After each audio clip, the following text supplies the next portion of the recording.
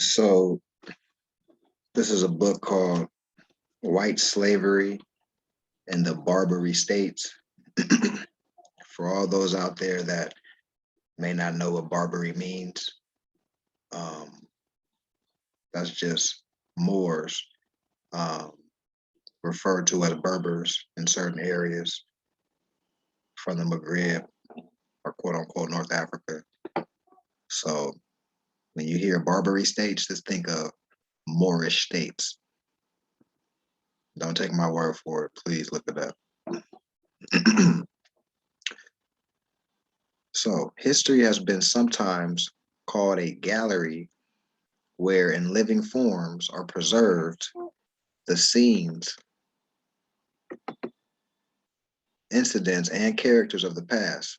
It also may be called the world's great carnal house, where are gathered coffins, dead men's bones, and all the uncleanliness of the years that have fled. As we walk among its pictures, radiant with the inspiration of virtue and of freedom, we confess a new impulse to beneficent exertion. As we grope amidst the unsightly shapes that have been left without an epitaph, we may at least derive a fresh aversion to all their living representatives. In this mighty gallery, amidst a heavenly light, are the images of the benefactors of mankind, the poets who have sung the praise of virtue, the historians who have recorded its achievements, and the good men of all time who, by word or deed, have striven for the welfare of others. Here are depicted those scenes where the divinity of man has been made manifest in trial and danger. Here also are those grand incidents which attended the establishment of the free institutions of the world, the signing of the Magna Carta or Magna Charta, with its priceless privileges of freedom by a reluctant monarch, and the signing of the Declaration of Independence, the enunciation of the inalienable rights of man by fathers of our republic. On the other hand,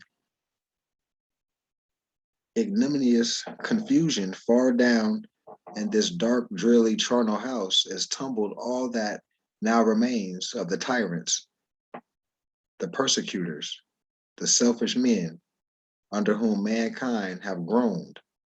Here also, in festering loathsome decay, are the monstrous institutions or customs which the earth, weary of their infamy and injustice, has refused to sustain. The helotism of Sparta, the serfdom of Christian Europe, the ordeal by battle and Algerine slavery. From this charnel house, let me tonight draw forth one of these. It may not be without profit to dwell on the origin, the history, and the character of a custom, which after being for a long time a byword and a hissing among the nations, has at last been driven from the world. The easy, instinctive, positive reprobation which it will receive from all must necessarily direct our judgment of other institutions, yet tolerated in the equal defiance of justice and humanity. I propose to consider the subject of white slavery in Algiers, or perhaps it may be more appropriately called white slavery in the Barbary states, as Algiers was its chief seat. It seems to have acquired a current name from that place. This I shall not disturb, though I shall speak of white slavery or slavery of Christians throughout the Barbary states. If this subject should fail in interest, it cannot fail in novelty. I am not aware of any previous attempt to combine its scattered materials in a connected essay. The territory now known as Barbary States is memorable in history.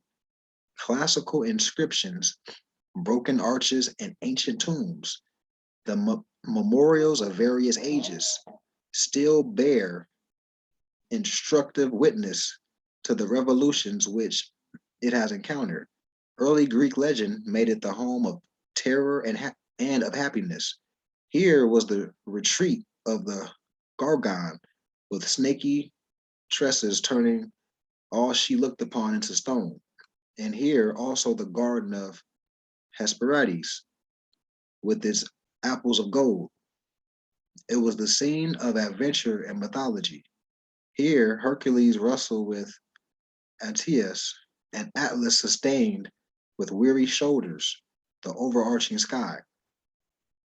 Phoenician fugitives early transported the spirit of commerce to its coasts, and Carthage, which these wanderers were planted, became the mistress of the seas, the explorer of distant regions, the rival and the victim of Rome.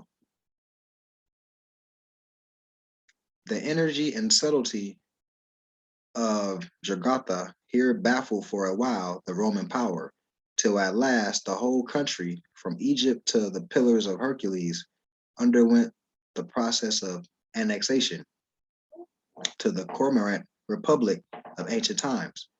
A thriving population and fertile soil rendered it an immense granary. It was filled with the famous cities, one of which was the refuge and the grave of Cato, fleeing from the usurpations of Caesar. At a later day, Christianity was here preached by some of her most saintly bishops. The torrent of the Vandals, first wasting Italy, next passed over this territory, and the arms of Belisarius were obtained their most signal triumphs. The Saracen with the Quran and the sword, potent ministers of conversion, next broke from Arabia as the messengers of a new religion, and pouring along these shores diffused the faith and doctrines of Muhammad. Their empire was not confined even by these expansive limits, but under Musa entered Spain, and afterwards at Roncesvalles in Dolores route, overthrew the embattled chivalry of the Christian world led by Charlemagne.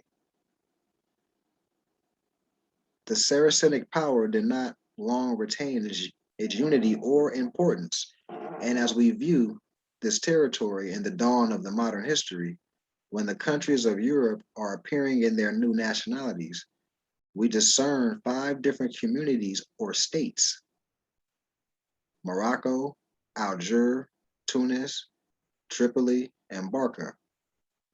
The later of little moment and often included Tripoli,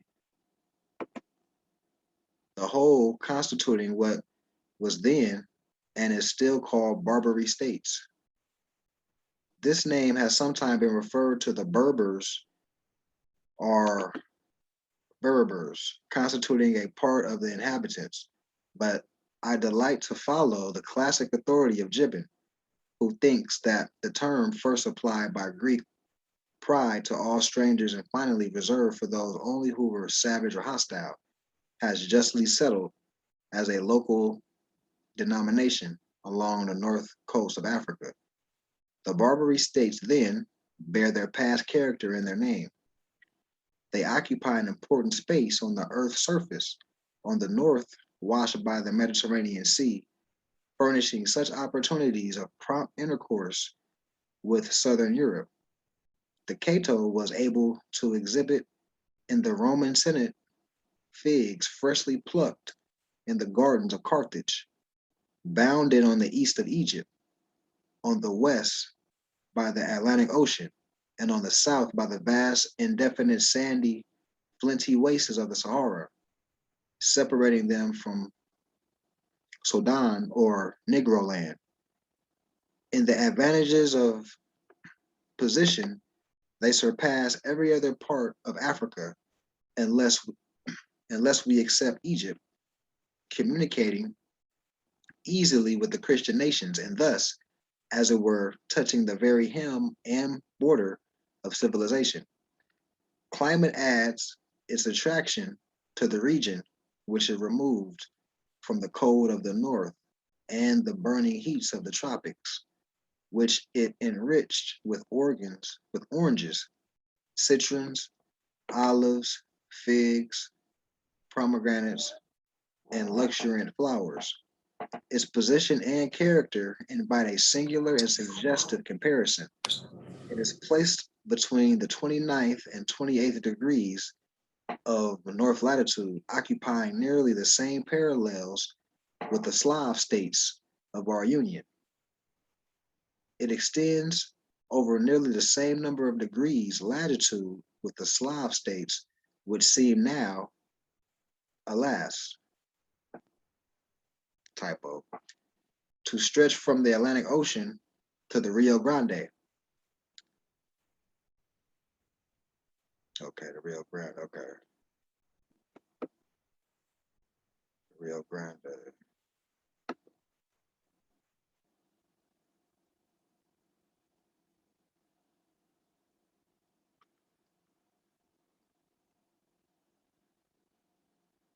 It is supposed to embrace about 700,000 square miles, which cannot be far from the space comprehended by what may be called the Barbary states of America. Nor does the comparison end here.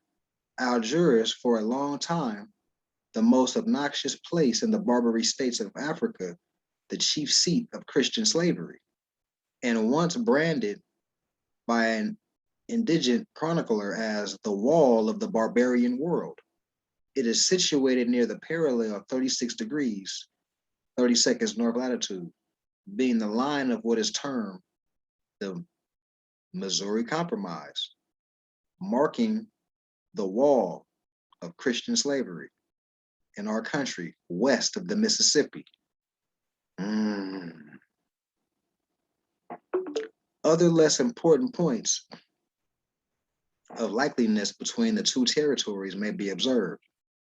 They are each washed to the same extent by ocean and sea, with this difference that the two regions are thus exposed on directly opposite coasts, the African Barbary being bounded in this way on the north and west, and our American Barbary on the south and east. But there are no two spaces on the surface of the globe of equal extent, and an examination of the map will verify what I'm about to state, which presents so many distinctive features of resemblance, whether we consider the parallels of latitude on which they lie, the nature of their boundaries, their productions, their climate, or their peculiar domestic institution, which has sought shelter in both.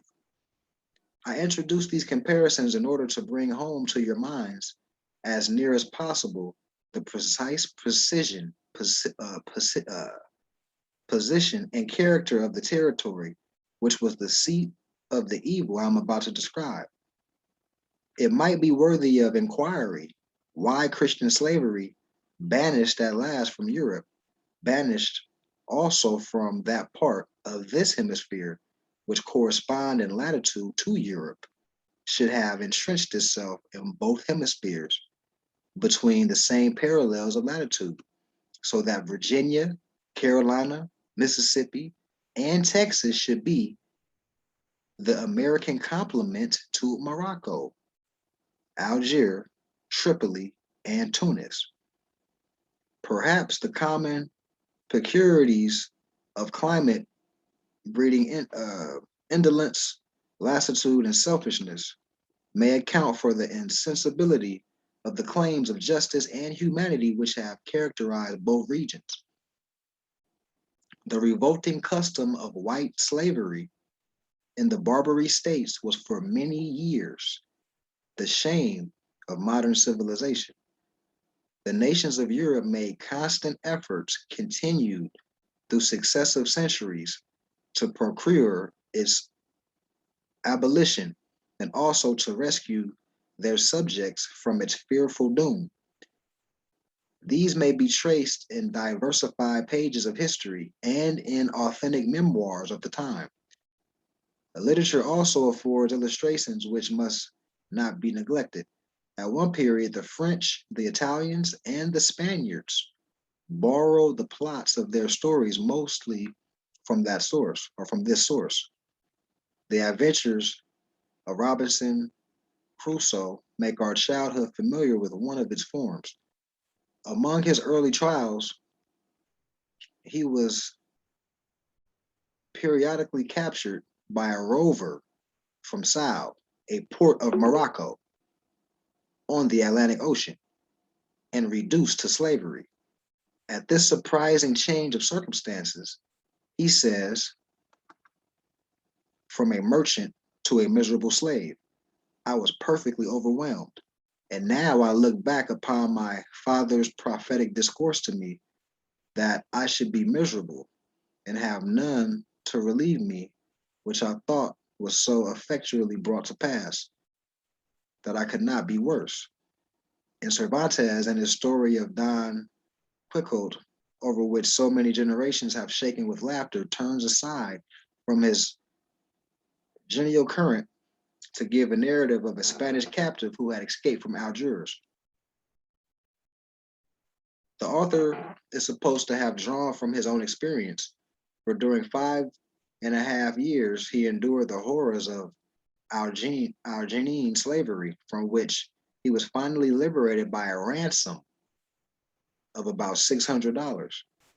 This inconsiderable sum of money, less than the price of an intelligent African slave in our southern states, gave to freedom, to his country, and to mankind, the author of Don Quixote. In Cervantes' freedom gained a champion whose efforts entitle him to grateful mention on this threshold of our inquiry. Hmm. Taught in school of slavery, he knew how to compromise, commiserate, how to commiserate the slave. The unhappy condition of his fellow Christians in chains was ever upmost in his mind. He lost no opportunity of arousing his countrymen to attempts for their emancipation and for the overthrow of their peculiar institution. Pardon this returning phrase under which they groaned. He became in Spain what in our day and country is sometimes called an anti-slavery agitator, not by public meetings and address, but according to the genius of the age, mainly through the instrumentality of the theater, not from the platform, but from the stage, did this liberated slave speak to the world. Mm. In a drama entitled El Trato del Argel, or Life in Algiers, which though not composed according to the rules of art, yet found much favor probably from its subject, he pictured shortly after his return to Spain the manifold humiliations, pains, and torments of slavery.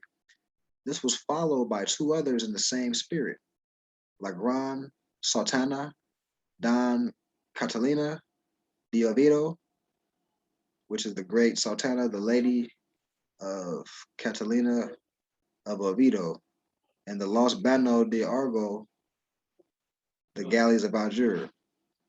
The last act of the later closes with the statement calculated to enlist the sympathies of an audience that this play is not drawn from the imagination, but was born far from the regions of fiction in the very heart of the truth.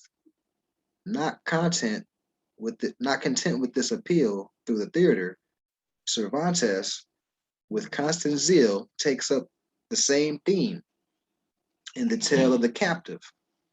In Dion Queto, Hey, excuse as me. we have our It's Don Quieto. Quieto, thank you, Quieto, yes. Quieto, as we have already seen, and also in that of El Libero Amate, the liberal lover, and in some parts of La Espanola Inglesia, the English Spanish woman. All these may be regarded not merely a literary labor as literary labors, but as charitable endeavors in behalf of human freedom. And this same cause enlisted also a prolific contemporary genius called by Cervantes the prodigy, Lope de Vega, who commended it in a play entitled Los Cautivos de Argo, the captives of Algiers. At a later day, Calderon, sometimes exalted as the Shakespeare of the Spanish stage, in one of his most remarkable dramas, El Prince Constante, the Constant Prince, cast a poet glance at Christian slavery in Morocco. Interesting. To these works, belonging to what may be called the literature of anti-slavery, the shedding upon our subject a grateful light, must be added a curious and learned volume in Spanish on the topography and history of Algiers by Hato, a father of the Catholic Church. Topografía y Historia de Argel por Frajedo, published in 1612, and containing also two copious dialogues, one on captivity and the other on the martyrs of Algiers. These dialogues, besides embodying authentic sketches of the suffering in Algiers, form a mine of classical and partistic learning on the origin and character of slavery, with arguments and protestations against its iniquity, which may be explored with profit even in our day. In view of this gigantic evil, particularly in Algiers, and in the hope of arousing his countrymen to the generous work work of emancipation, the good father exclaims in words which will continue to thrill the soul so long as the single fetter binds a single slave. Where is charity? Where is the love of God? Where is the zeal for his glory? Where is desire for the service, for his service? Where is husband pity and compassion of man for woman, or man for man? Certainly, to redeem a captive, to liberate him from wretched slavery, is the highest work of charity of all that could be done in this world. Not long after the dark experience of Cervantes, another person of another country and language, and of a still higher character, Saint Vincent de Paul of France, underwent the same cruel lot.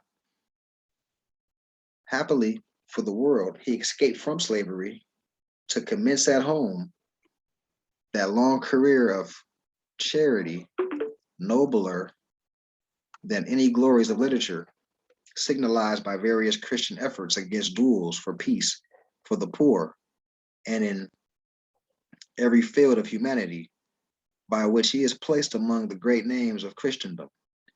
Princes and orators have lavished panegyrics upon the fugitive slave, and the Catholic Church, in homage to his extraordinary virtues, has introduced him into the company of saints. Nor is he the only illustrious Frenchman who has felt the yoke of slavery. Almost within our own day, Argo, the astronomer and philosopher, devoted Republican, I may add also, while engaged early in life in those scientific labors on the coast of the Mediterranean, which made the beginning of his fame, fell a prey to the Algerine slave dealers. What science and the world have gained by his emancipation, I need not say. Thus, science, literature, freedom, philanthropy, the Catholic Church, and all confess a debt to the liberated Barbary Slav. May they on this occasion, as benef- uh, beneficent heralds, commend the story of this wrong, his struggles, and his triumphs. These preliminary remarks properly prepare the way for the subject to which I have invited your attention. In presenting it, I shall naturally be led to touch upon the origin of slavery and the principles which lie at its foundation before proceeding to exhibit the efforts for its abolition and their final success in the Barbary states. One, the word Slav, suggesting now so much of human abasement, has an origin which speaks of human grandeur. Its parent term, Slava, signifying glory in the Slavonian dialects, which where it first appears, was proudly assumed as the national designation of the races in the northeastern part of the European continent. So, slave or Slav as a nationality of a European,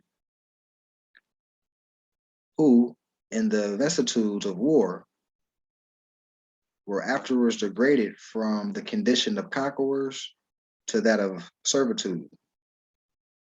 The Slavonian bondman retained his national name, was known as Slav, as a Slav, and this term passing from a race to a class was afterwards applied in the language of modern Europe to all in his happy lot without distinction of country or color. It would be difficult to mention any word which has played such opposite parts in history, now beneath the garb of servitude, concealing its early robes of pride. And yet, startling as it may seem, this word may properly be received in its primitive character in our own day by those among us who consider slavery essential to democratic institutions and therefore a part of the true glory of the country. Mm.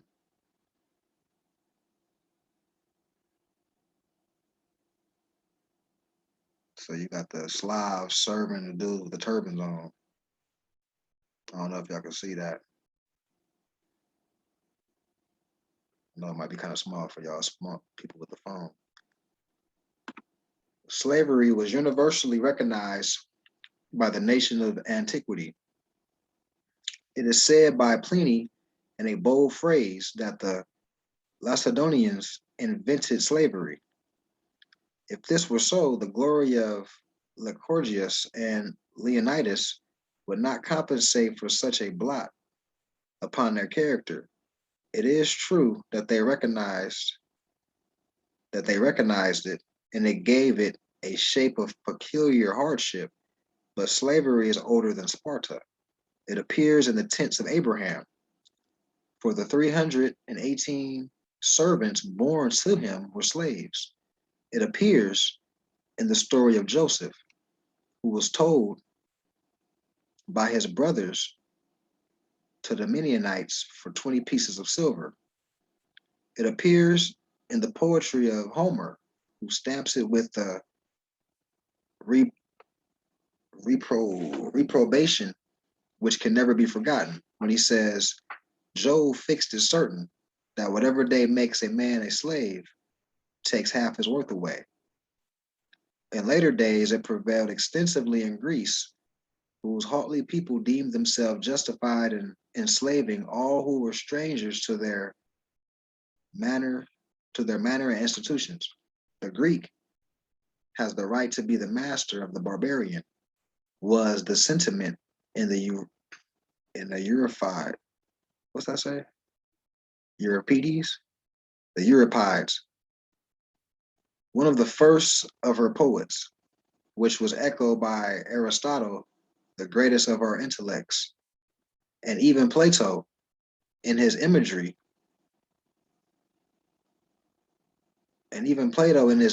Republic, the utopia of his beautiful genius, sanctioned slavery. But notwithstanding these high names, we learn from Aristotle himself that were persons in his day, pestilent abolition, abolition, pestilent abolitionists of ancient Athens, who did not hesitate to maintain that liberty was the great law of nature, and to deny difference between the master and the slave, declaring openly that slavery was founded upon violence and not upon right. The authority of the master was unnatural and unjust. God sent forth all persons free. Nature has made no man a slave, was the protest of these dissenting Athenians against this great wrong. I am not in any way authorized to speak of any anti-slavery society, even if this were a proper occasion, but I presume that this ancient Greek mortality substantially embodies the principles which are maintained at the public meetings, so far at least as they relate to slavery. It is true, most true, that slavery stands on force and not on right.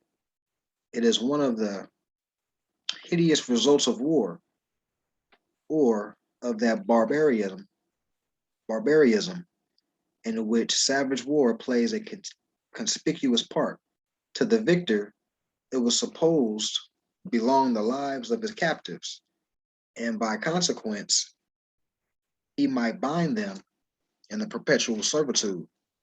This principle, which has been the foundation of slavery in all ages, is adapted only in the rudest conditions of society and is wholly inconsistent with the period of real refinement, humanity, and justice.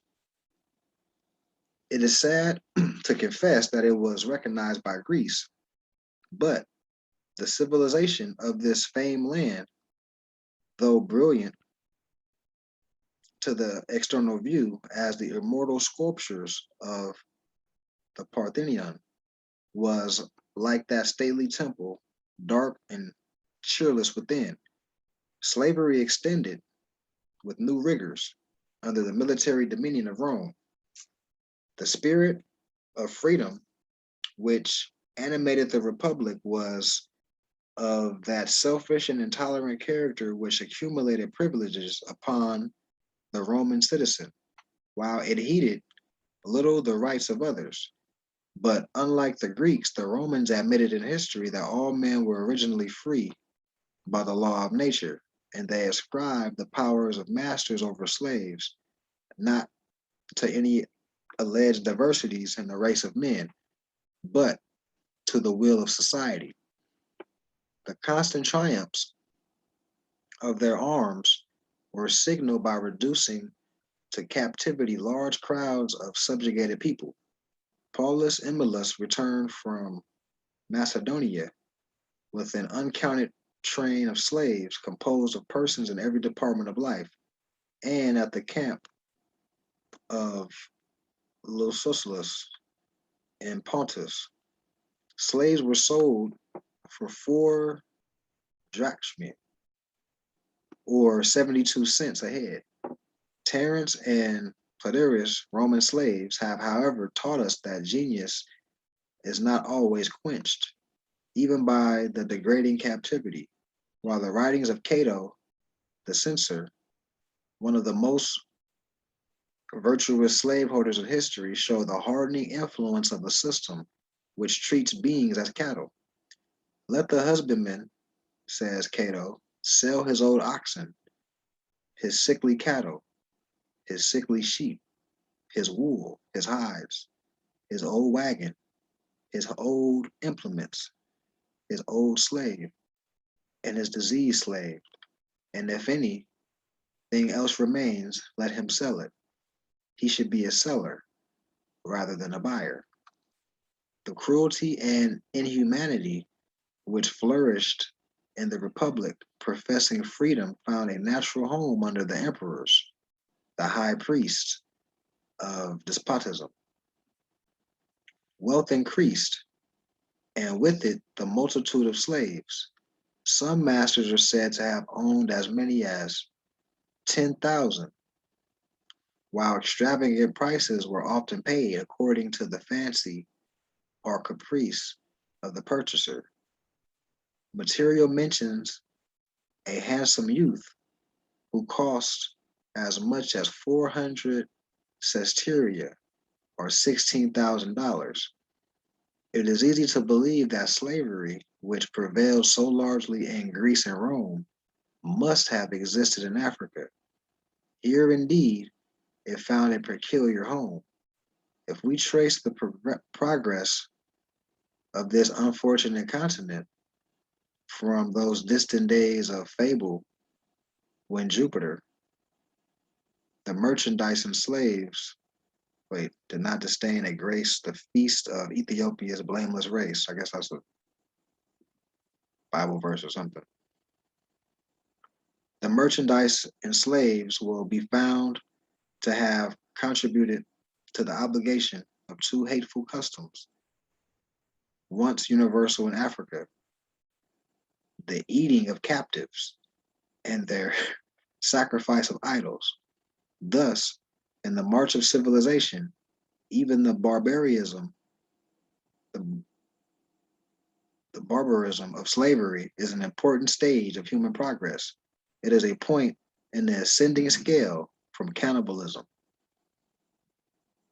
In the early periods of modern Europe, slavery was a general custom, which yielded only gradually to the humane influence of Christianity. It prevailed in all countries of which we have any record. Fair-haired Saxon slaves from distant England arrested the attention of Pope Gregory in the markets of Rome and were by him hailed as angels. A law of so virtuous a king as Alfred ranked slaves with horses and oxen, and the chronicler of William of Malmesbury shows that in our mother country there was once a cruel slave trade of whites. There was once a cruel slave trade in whites.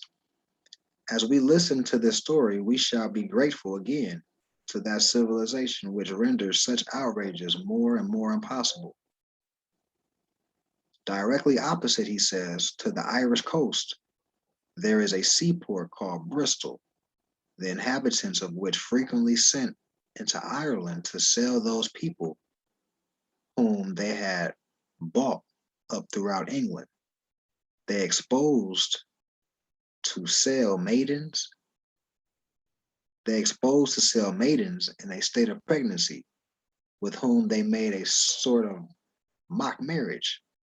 There you might see with grief, fastened together by ropes, whole rows of wretched beings of both sexes, of elegant forms, and in the very bloom of youth, a sight of sufficient to excite pity, even in barbarians, daily offered for sale to the first purchaser. A cursed deed, infamous disgrace, that men acting in a manner which brutal instinct alone would have forbidden, should sell into slavery their relations, nay, even their own offspring. From still another chronicler, we learn that when Ireland in 1172 was afflicted with public calamities, the people, but chiefly the clergy, began to reproach themselves as well. They might, believing that these evils were brought upon their country because, contrary to the right of Christendom, they had brought as slaves the English boys brought to them by the merchants. Wherefore, it is said English slaves were allowed to depart in freedom. As late as the 13th century, the custom prevailed on the continent of Europe to treat all captives taken in war as slaves. To this poetry, as well as its victory, bears its testimony. Old Michael Drayton, in his history of the Battle of Agincourt, says of the French, I'll pick that up on my air again. But As you can see, the Europeans were slaves. Let